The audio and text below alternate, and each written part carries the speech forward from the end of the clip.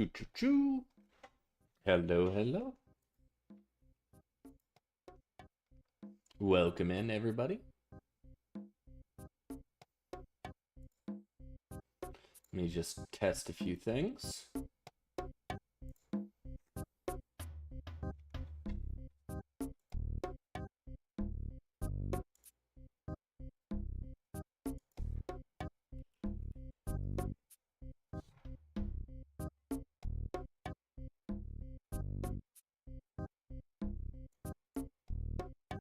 Hmm.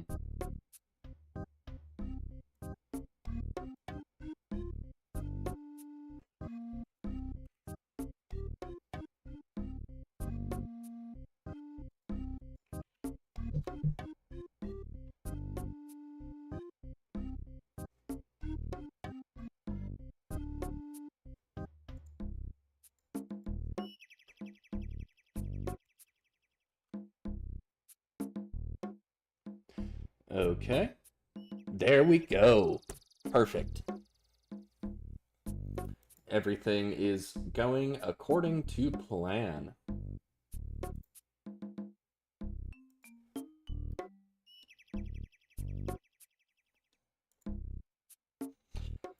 All right.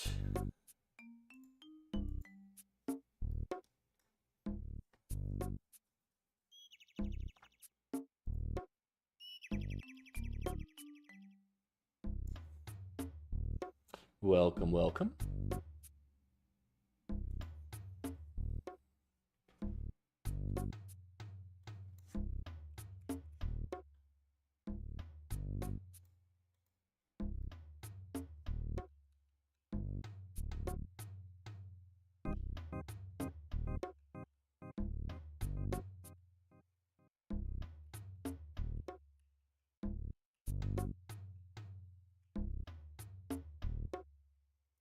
Perfect. And welcome. Hello, everybody.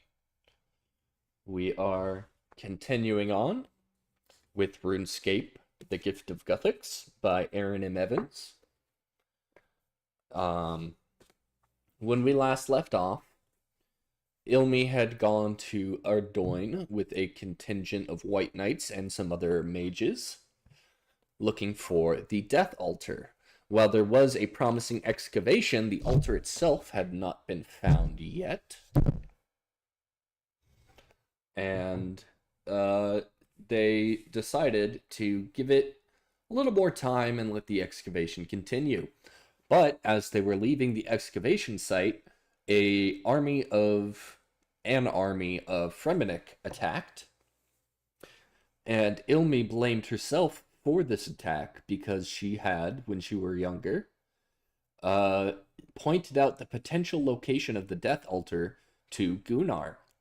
And after 10 years as the Jarl of the Fremennik, the Great Jarl of the Fremennik, Gunnar finally launched his attack on Asgarnia, and I guess Kandarin as well.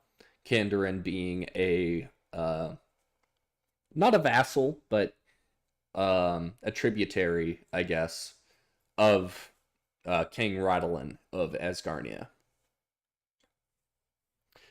And unfortunately, Master Indel became trapped in burning rubble and was unable to be freed. And as Ilme were fleeing the city, Master Indel unfortunately passed away in the fire and chaos. Now, the reason why Ilme was so obsessed with finding the Death Altar is because it is used to cast higher level and more powerful spells. She wanted to find this because she was very aware that Gunnar was going to declare war on Asgarnia, and she wanted to have more powerful magic at her disposal and at King Radalin's disposal. Unfortunately, she was stopped by the Fremennik. So, let us continue with chapter 14.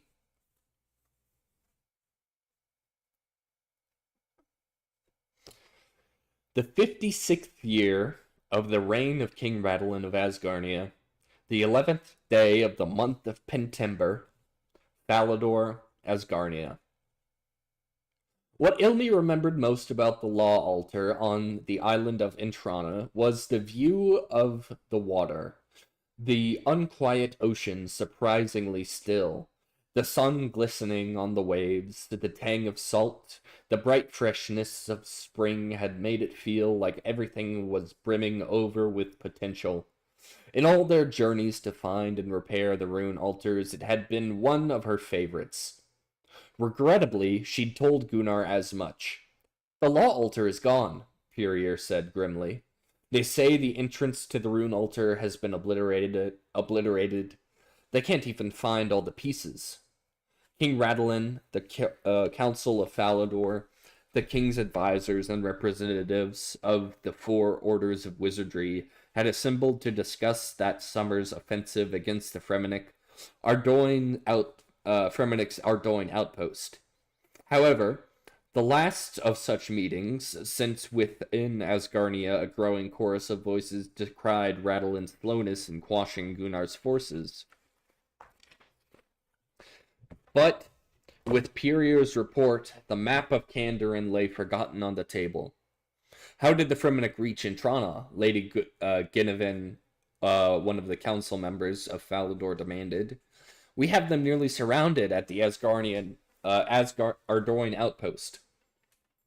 We have some of them surrounded, Valson corrected from her seat beside Radalin's throne. The rest, one assumes, put their longships to work, at which point anything coastal is easily taken. Everyone knows they don't attack in winter, another member added.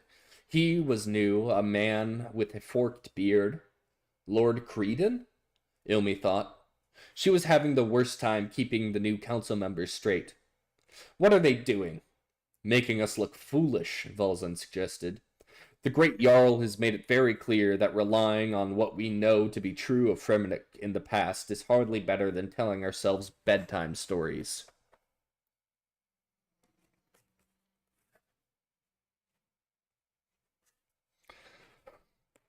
Purier gave her a dark look. His armor was dulled, scuffed, and dented from recent battle. His left arm amputated at the elbow below after the attack on Ardougne, now terminated in an iron replacement. The High Marshal is correct. One presumes they sailed around the Western Sea. Longships are mentioned in the reports. It's an odd altar to target, Xanamoran said. He sat between Ilme and Master Tyrman, wearing the ornate robes of the Red Order Master. The uses we've found for law runes are limited, but largely rely on Master Indel's cache of astral runes from the Lunar Isle. Ilme wanted to protest the Fremenniks couldn't know that, but what did Gunnar know? What had she telling him tales of their travels, their successes with rune magic? It's a holy site, Lady Guinevere said in a clipped tone. Long, long ago, the Saradominus held their god had first set foot on Gielinor on the island of Intrana. Clearly, she went on, the great Jarl seeks to spread his demon worship as aggressively as possible, and clearly the orders have not found the true purpose of the runes most blessed by the Lord of Light. Ilme, King Radalin asked, when is Master Indel due to return? We need to know how to rebuild the law altar. He's gone to Ardougne, Your Majesty, Ilme said. She hesitated. But I don't think you'll like his answer. If the Green Order are incapable, that's quite a leap, Lady Guinevere, Valzan interrupted mildly. Much like assuming that the Jarl's target was Saradomin, Intrana is on the path to most of the rune altars, water, nature, fire, even chaos. If he dares head into the wilderness, if the Fremennik are looking to completely destroy rune altars, then it's worth knowing not just how to repair them, but remake them. The only texts we have about the creation of the rune altars are ancient and not a lot of help, Ilme said. They're fragmented and missing context. Some of it is fully allegorical. We figured out how to repair them, how to seat them on their nexuses of power. It's possible we can work backwards from what we know, but the complexity will increase. The Moon Clan claims their founding seer is the one who created them. Their records might be better, might be even more mythologized, but they're also unlikely to want to help us given everything. However, Master Indel is the expert, so he ought to weigh in. She met the councilwoman's gaze. I would no more ask Master Unaya about rebuilding rune altars than I would ask Mr. Indel about improving summoning pouches. How is our rune supply? Radolin asked. Specifically the ones the High Marshal mentioned. The Blue Order wizard, an affable young man with a blonde beard called Faras, looked up from his notes, flustered. Ilme didn't blame him. Radolin didn't always understand the pure numbers in relation to the use of runes, and the council never did. Moreover, Valzen had named nearly every altar.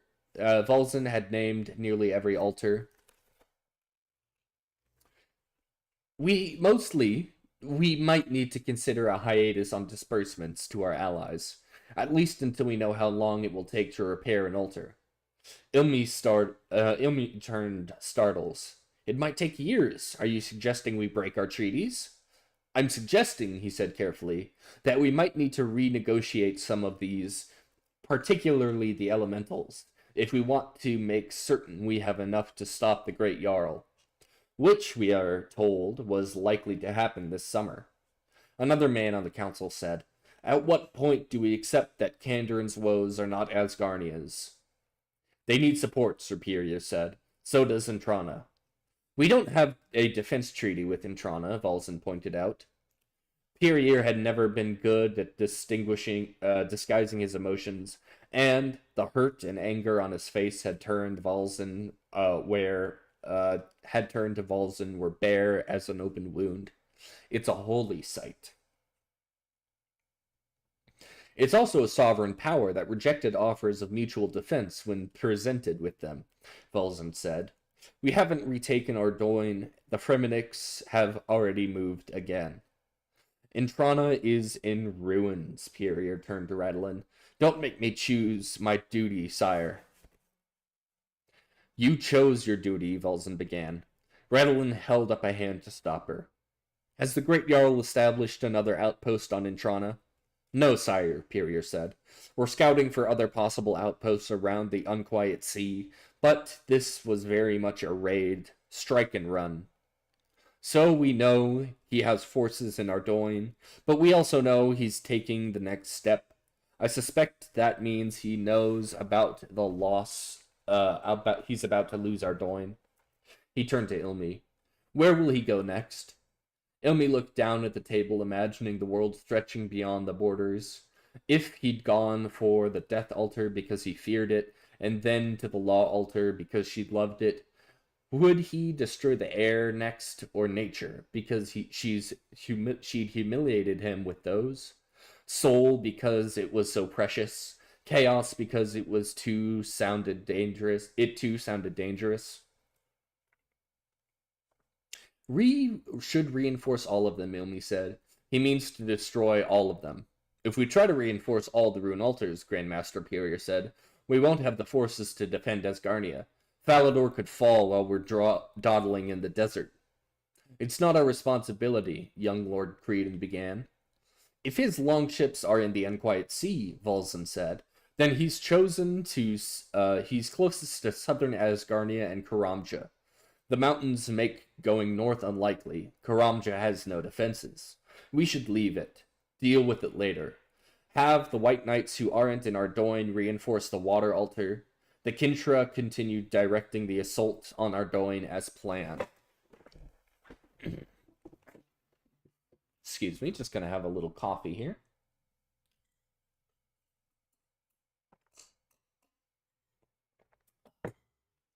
Okay.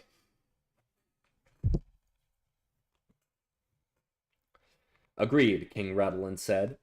And we'll send word to the other nations that they should secure their altars. And in Trana? Pirier asked. Radlin hesitated. You have 4 days to see to Entrana. Bring Asgarnia's prayers to the church and make certain they're secure, and then I expect the White Knights to be in Lumbridge. He gestured to the wizards along the opposite side of the great table. I leave the masters of the orders to determine who should accompany them. I'll go, Ilme said. No, Radlin said. You will start the work of figuring out how to rebuild a rune altar. Once we reclaim the mine, we'll have no time to waste. If Master Indel returns from Ardougne and takes over, you can join reinforcements. Xanamoron folded his arms. Since Timorin and I are the only masters here, gray and red it is. Timorin stood. I will muster my own, I suppose. Thank you, Your Majesty, Pirier said fervently. The meeting rapidly shifted to discussing logistics, supply chains, and why exactly Asgarnia did not have a navy to combat the longships. To Ilme it became only noise. Her thoughts were full of sources of stone and methods of alignment, and which books she ought to be searching back in the wizard's tower. But too quickly her focus fell apart, and she was soon imagining the way Gunnar might choose his targets, the friends who might be caught when he did. Ardougne sat in her mind always, the fire, the terror, Master Stercalis's words. I need to change that because I change the description here because I mixed it up.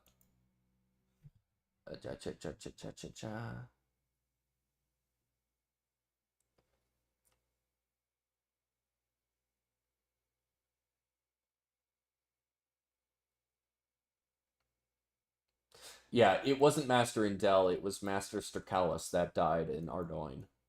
That is my mistake. I'm sorry about that, but there's a lot of masters, and they all have not the easiest names to say. So,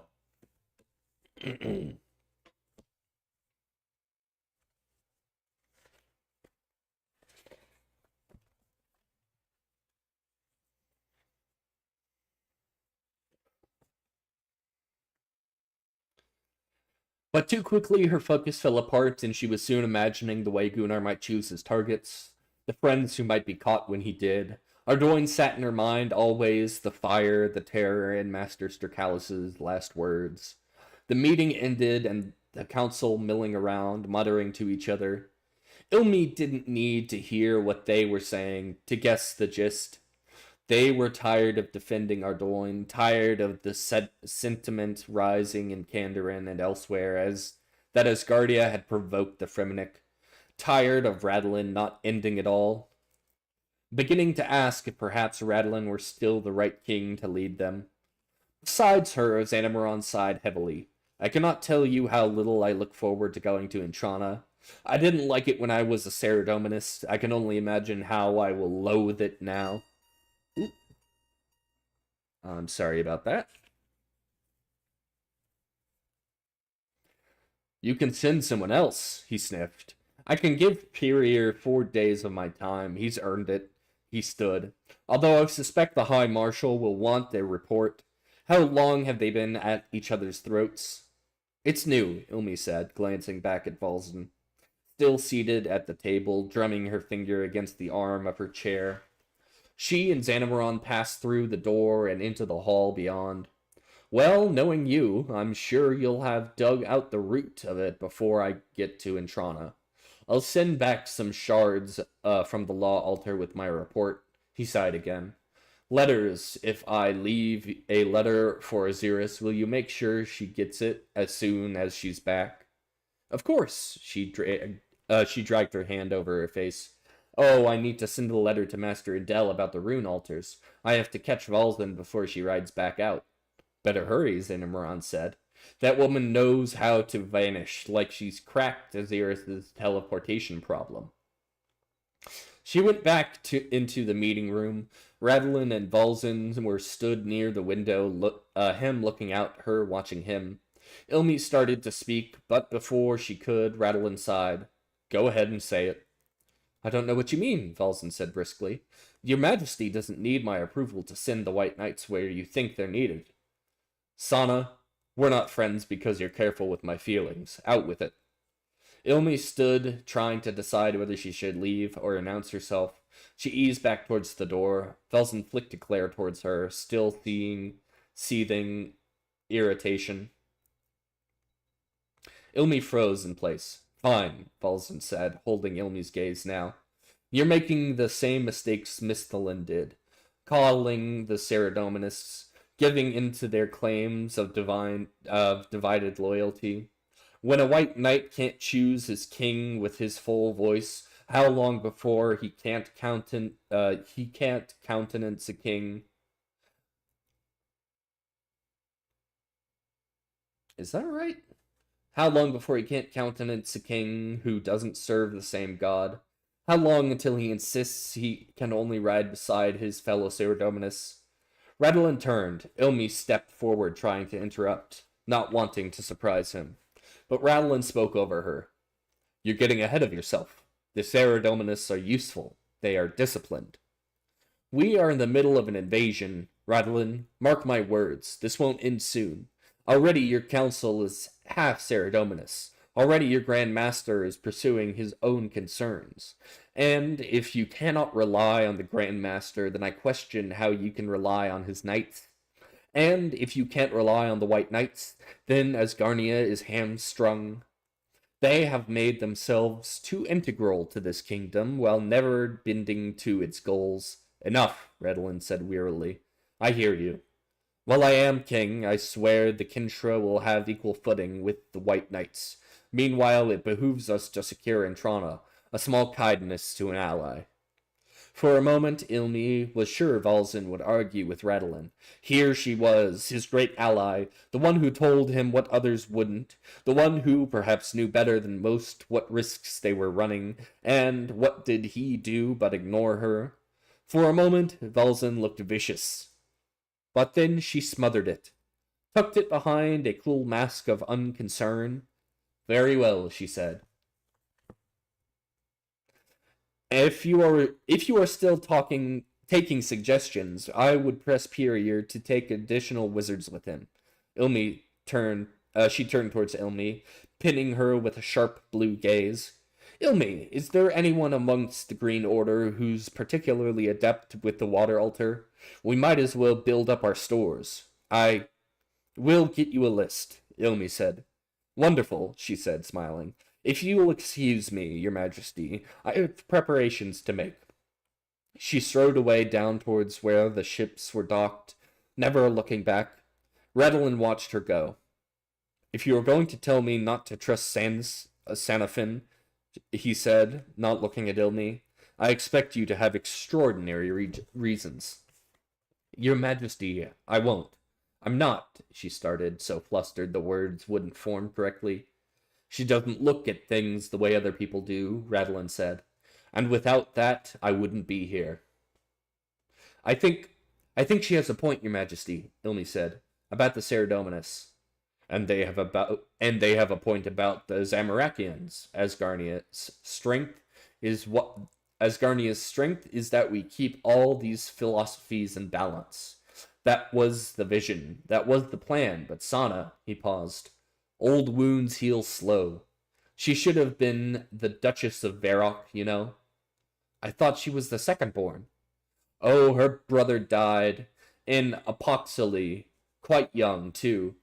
The title should have gone to Sanafin, but she's not wrong. The Ceredominists have a firm hold on Misthalin, and when your daughter is caught dabbling in Zamorakianism, well, Misthalin is not Asgarnia. They have appearances to uphold, and Sanafin is not someone who bends because she's told to.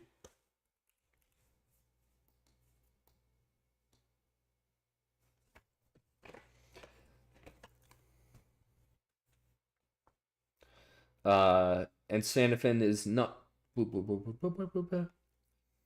Xanafin is not someone who bends because she is told to, he sighed. It's a shame for Varrock. What they see as devious is actually quite inventive, quite tenacious. I would have lived out my days as a chieftain of the Dunbless and nothing more without Xanafin. Even this, he gestured expansively at the map of Ardougne. Pirier is a superlative knight, but Sana has been warning me of something like this for a long time. Well, he amended, she assumes it would be Mistalin in the early days, not the Fremennik. I don't know. I don't think anyone expected the Fremennik. Ilme looked away, uncertain of what to say to him. After spending so many years in the court of Falador, Valzin didn't unnerve her the same way she once had. If Ilme found her hard to read, at least she found her less unpredictable, and she too had seen the value in those Zamorakian virtues. To see a problem as a challenge, to ask if things were really the best they could be, to be ruthless in some measure when what was at stake was too great a risk. She's a valuable ally, Ilme said. Then hesitantly, thinking of the council half filled with Ceridominus. Is someone telling you not to trust the High Marshal, sire? Radolin did not answer right away. No one with sense. Old wounds heal slow. And there's no sense in fracturing Asgarnia with our enemy proving wilier than expected. Forget I said anything. Valzin has my trust. And my sympathy. Of course, she said. If you'll excuse me, Majesty, I'll go find those names for the High Marshal and start working on the rune altar research. She walked back to her room, fretting over Radolin's revelation. The great strength of Asgarnia was that there were many wisdoms working together, towards the same vision. But what happened if the vision began to fracture? All right. Give me a moment here. That's the end of chapter, what was it, 14?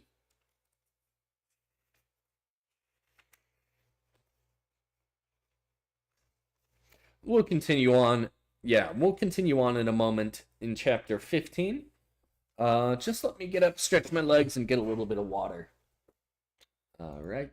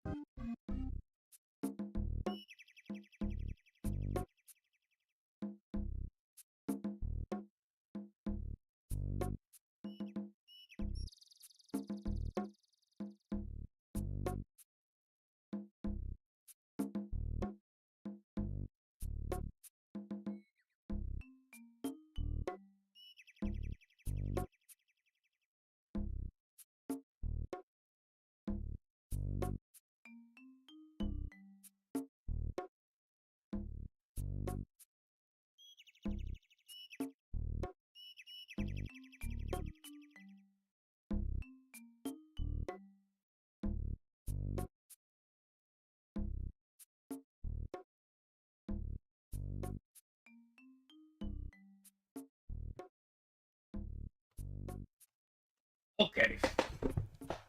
We are back. Hello. Let's continue on with chapter 15. And this is taking place at White Wolf Mountain. So let's go ahead and head over to White Wolf Mountain. Where would that be? That's right here. So we can just go teleport. Taverley.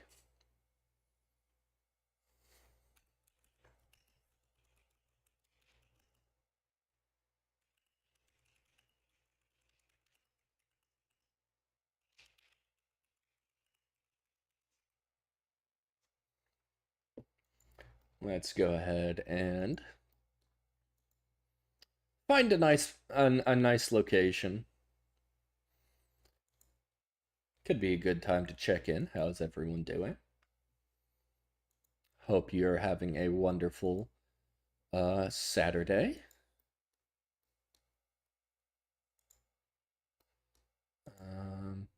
Where should we go? What do you think is a good spot?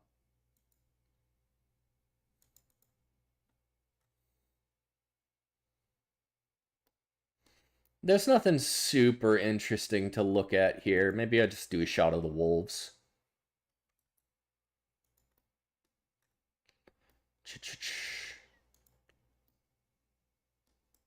Ooh, that could be a nice shot. We'll catch this guy to get him out of the way. Watermelon seeds. And I like my little scry orb.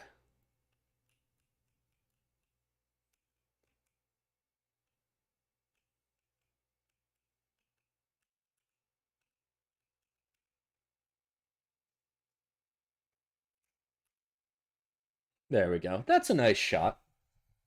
I'm happy with this. Get a little bit this way so we can get rid of that clipping. And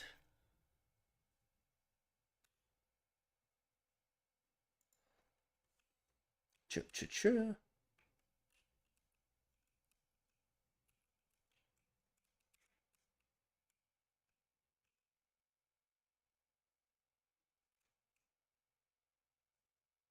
There we go. I should probably be a little bit closer so that wolf stops disappearing. Oh, that's why. That's why I want to be back here, so I can actually turn the camera down.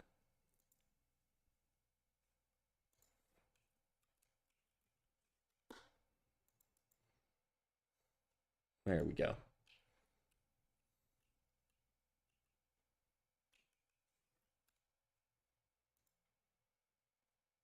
This is the one thing I don't like about the RuneScape camera is how low you can get to the ground depends on your surroundings. Ah, jeez. That's okay. We could just hop right back to Taverley. I'll put this down here so that doesn't happen again.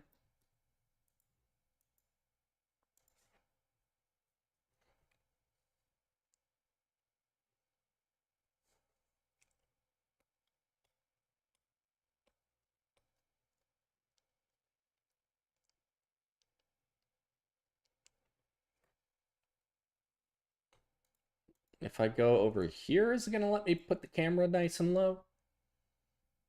Nope, that sends the camera up. How about here?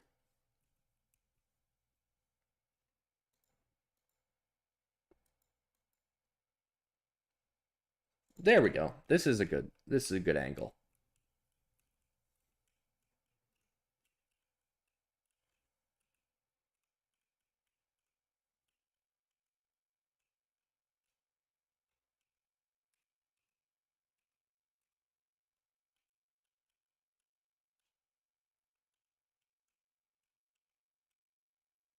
There we go. Okay, this is a good shot. So, chapter 15.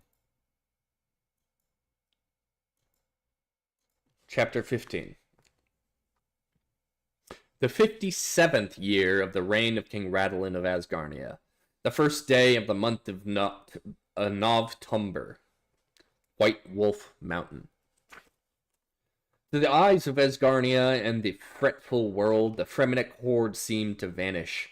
The people of Ardougne reclaimed their city from too few warriors. The nature altar and the water altar both stood untouched.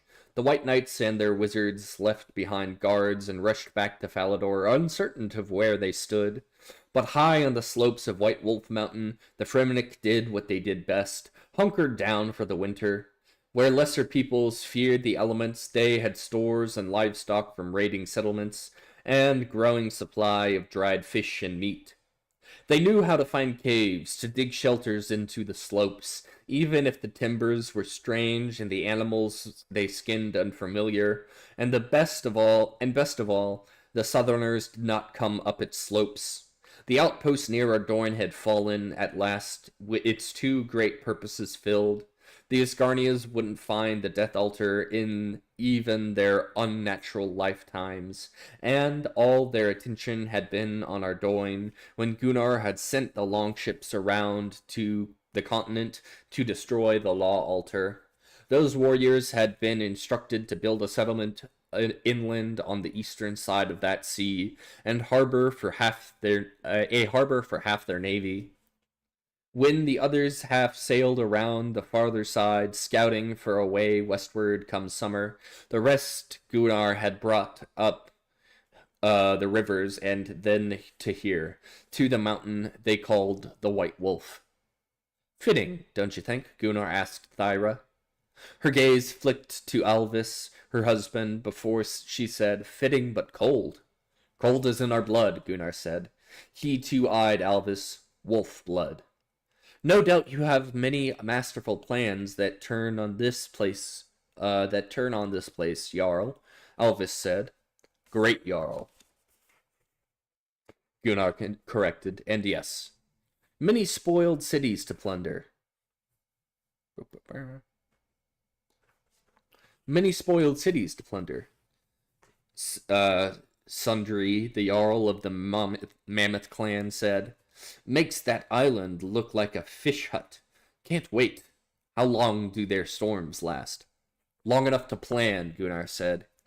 How many more altars are there? Sundry asked. Nearly a dozen, at least, that Gunnar could remember. He imagined the rune essence leaving as he had, spreading out across the map of the continent. He knew the edges of the northern sea, the paths of the long-plagued mountains, but the world was so much wider and wilder than he had grasped. It might take years to destroy all the rune altars. Would he even remember why he'd begun this quest by then? He thought of Zoria, of the shame that curdled around his heart when he'd realized he'd been tricked. No, he wouldn't forget.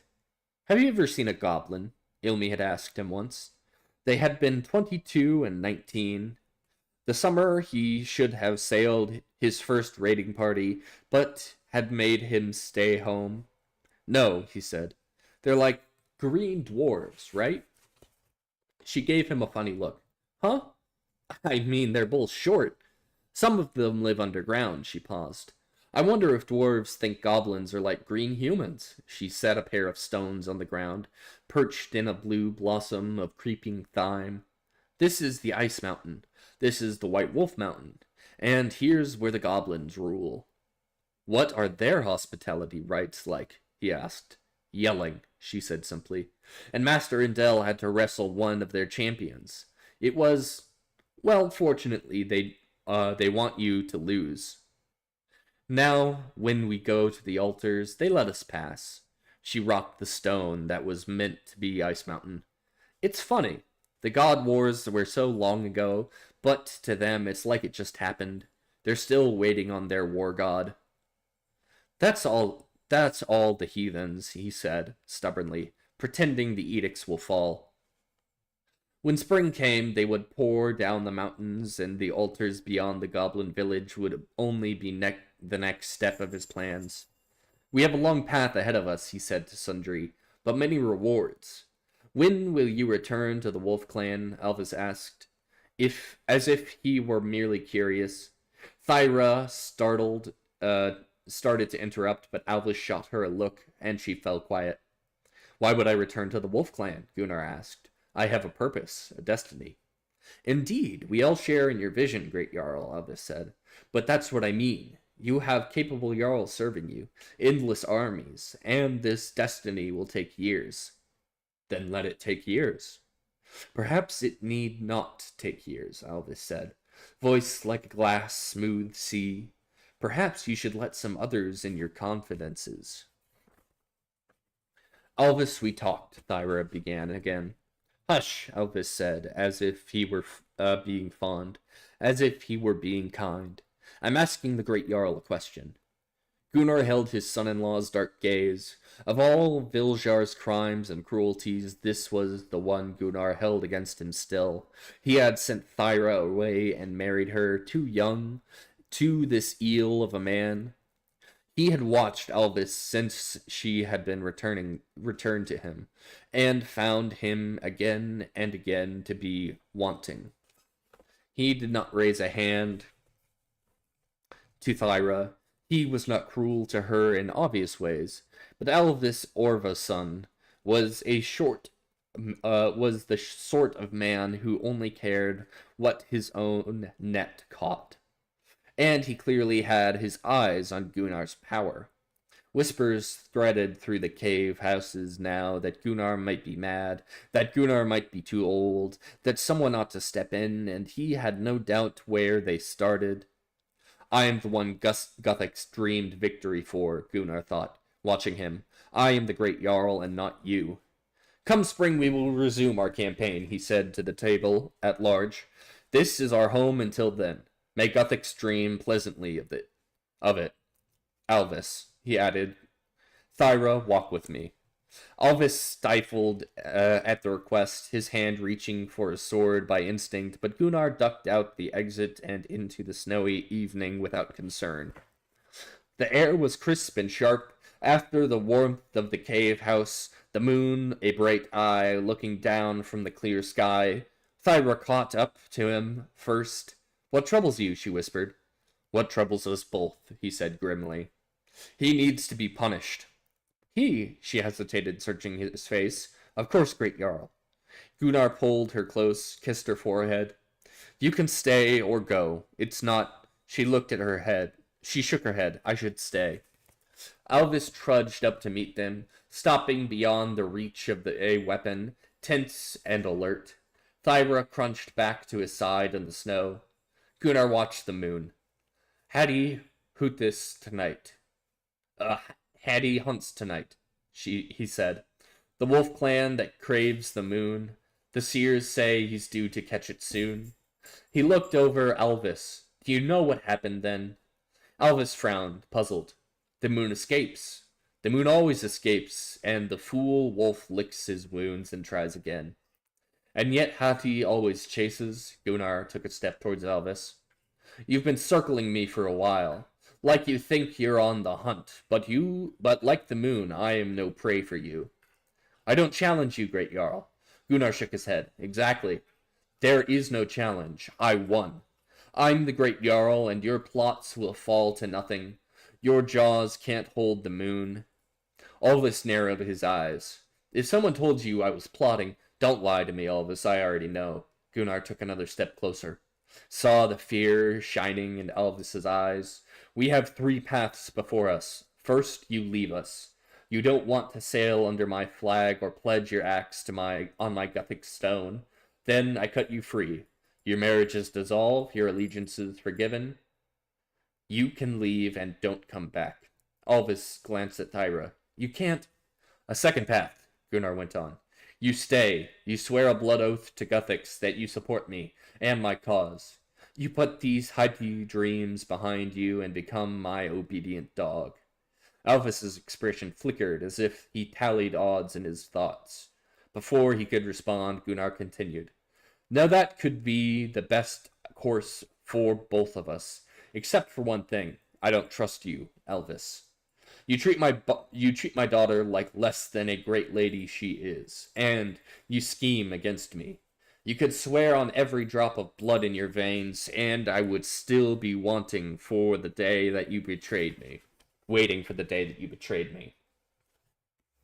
A dagger was not a proud weapon, nor the sort of weapon brought to a trial by combat. But it did the work. The blade flashed in the moonlight before Gunnar buried it in Alvis's ribs to the hilt. The third path. I get rid of you, Gunnar hissed in his ear. The way I should have long ago. Alvis grasped, tried to grab for his sword, but he only managed to pull it a few inches free of the scabbard before his strength failed. Thyra screamed, caught her husband under the arms, and as he staggered. Gunnar yanked the dagger free, spilling a gout of dark blood onto the snow, and Alvis toppled to the ground, bringing Thyra to her knees. The moon watched, cold and still. Why? Thyra gasped. Why? I'm sorry, Gunnar said. I'm so sorry. I should never have let Jarl Viljar give you away, but now you're free. Her voice caught. She howled. I did not ask for this, she managed. No, Gunnar agreed. He crouched down beside Alvis's corpse. You didn't have to. And perhaps I shouldn't have let you watch. But you know now I will never let anyone treat you poorly. Just as I will not stand for treachery. He considered her a moment. You didn't know he was talking about overthrowing me, did you? Thyra looked up, horrified. No, of course not. Of course not, Gunnar agreed. You would never, my dear girl. But if you know who else he was talking to, you should tell me. He helped her up, away from her husband's body. Blood stained the kirtle of her furs. Now, you were witness. He could have defended himself. I did not take his weapon. Thyra nodded, eyes on his face. He insulted you, she said. You reclaimed your honor. That's right, Gunnar said. My honor, the Wolf Clan's honor, and the honor of Guthix, your honor. Now, this is how we redeem ourselves, our family. Another memory stifled up out of his thoughts, as if washed up on a tide from the future. I don't know what your aunt has to do with not learning I don't know what your aunt has to do with you not learning magic, but I'm glad you don't have to do what you hate. The flostum of other confessions, a picture coming together with the truths he now knew. He smiled. How we redeem our family, he laughed once. That's going to be what makes all the difference. Thyra nodded her hands together. As you say, Jarl, as you say. No one is here. You can call me father, Gunnar said. He sheathed his dagger. It's cold. We should go in. We've earned a rest. And they would need to descend the mountain sooner than he'd planned. That brings us to the end of chapter 15.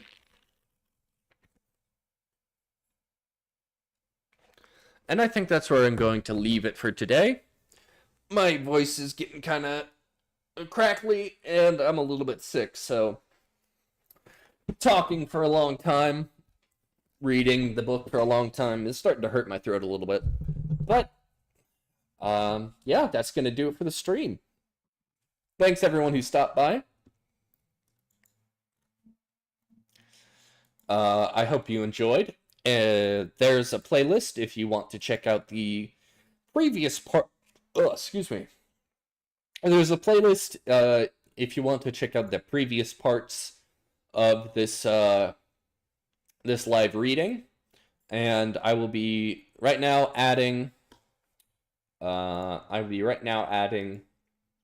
The this video or this stream to that playlist.